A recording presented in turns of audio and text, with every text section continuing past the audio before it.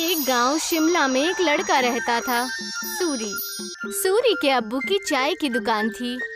वो सुबह उनकी मदद करता और फिर स्कूल चला जाता।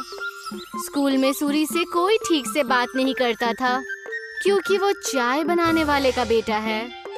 वो सबसे बात करने की कोशिश करता है, दोस्तों के ग्रुप में शामिल होना चाहता है, लेकिन कोई भी उससे बात नहीं करता।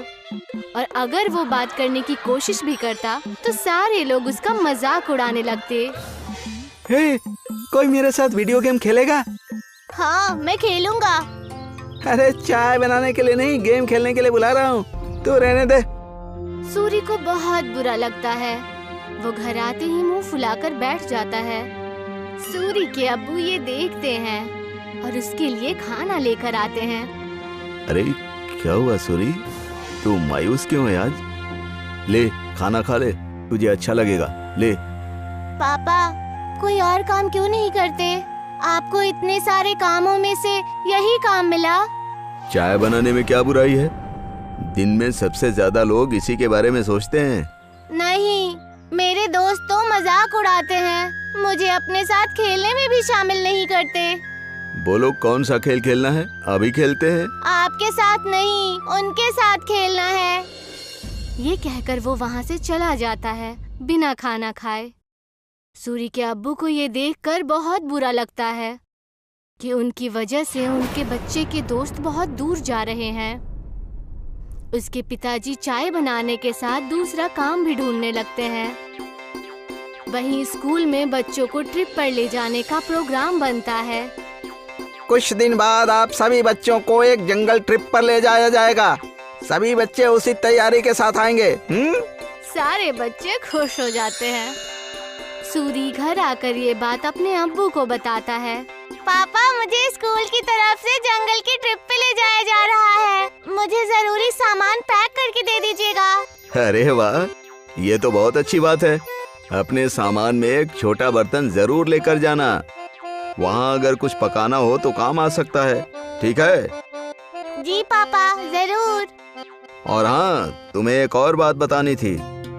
मैं नई नौकरी ढूंढ रहा हूँ। तुम्हें अब अपने दोस्तों के सामने शर्मिंदा नहीं होना पड़ेगा और वो तुमसे बात भी करेंगे। सच पापा? हाँ। सूरी खुशी से पिताजी के गले लग जाता है। कुछ दिन बाद उस जंगल ट्रिप पर जाने का दिन आ जाता है। सब उस जंगल में पहुंचने के बाद ट्रैकिंग शुरू कर देते हैं। मैं सबको 4 ग्रुप में बांटूंगा, जिसमें एक लीडर भी होगा। वो सब एक साथ में रहेंगे और अपना काम करेंगे। सब अपने लीडर की बात मानेंगे, समझ गए ना? सब अपना बैग लेकर ट्रैकिंग शुरू करते हैं।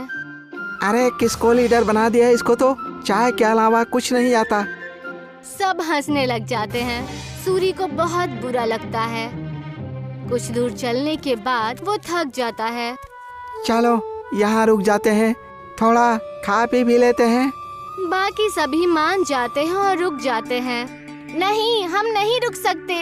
अगर हम रुके तो लेट हो जाएंगे और कुछ ही देर में अंधेरा भी होने वाला है। लो, लीडर बना दिया तो अब हम पे हुक्म चला रहा है।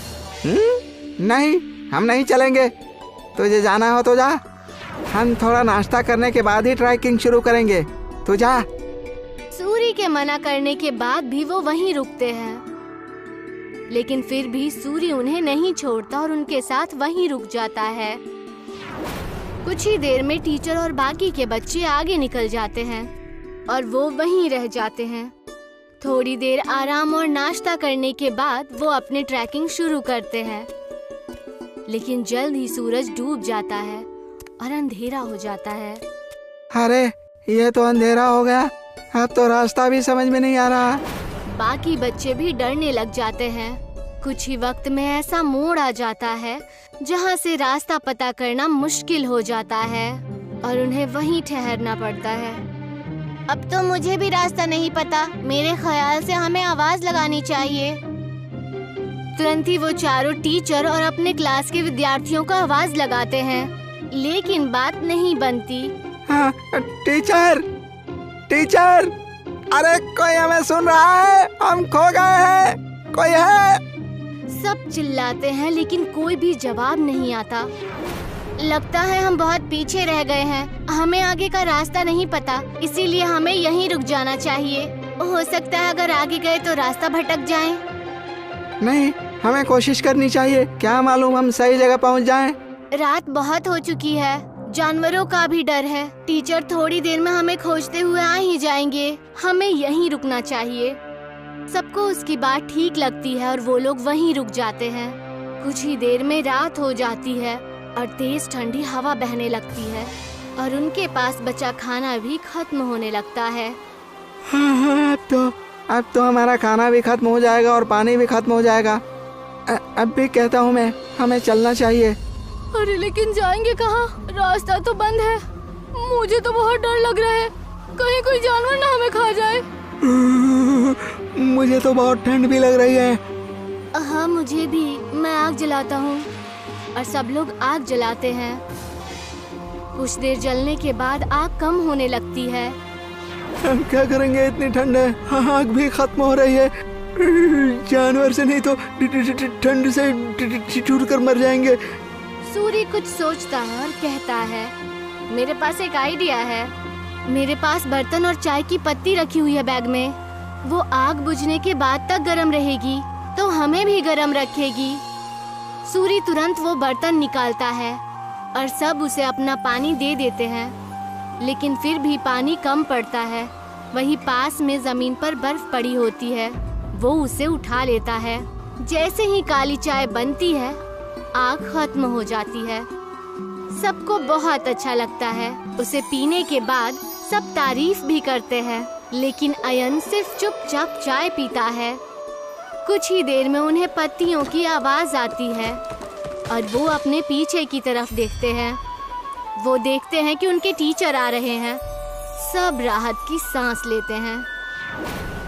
कैंप में पहुंचने के बाद जब टीचर उनकी तारीफें करते हैं तो अयन कहता है कि वो महफूज उनके लीडर सूरी की वजह से है।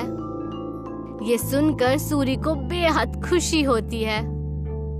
सूरी की कहानी सुनकर सब उससे दोस्ती करने आते हैं।